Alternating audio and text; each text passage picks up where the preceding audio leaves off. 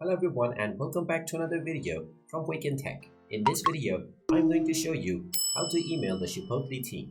So let's get started right away. First of all, open up your web browser and then in the address bar type in chipotle.com and press enter. You will now be taken into the official Chipotle website where you will be asked to either log into your account or create a new account if you don't have one. Now right from this page, if you wish to sign in, you can proceed with signing into your account. But you can also scroll all the way down until you find the contact support button. Go ahead and click on this and you will now be taken into the contact page. Within this page, go ahead and click on contact support and now you will find the button to tell them about it. Go ahead and click on tell us about it and now you will be asked to enter your issue. Go ahead and click on any of your issue if you see it there and then click on the appropriate response for your concern. You will then be taken into the page where you will directly be able to type your message. Now from this page, you can find the Chipotle address from the Find Chipotle option, and this is entirely optional.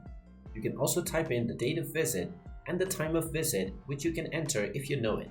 Also, if you know the order confirmation number, then you can also enter in the given box.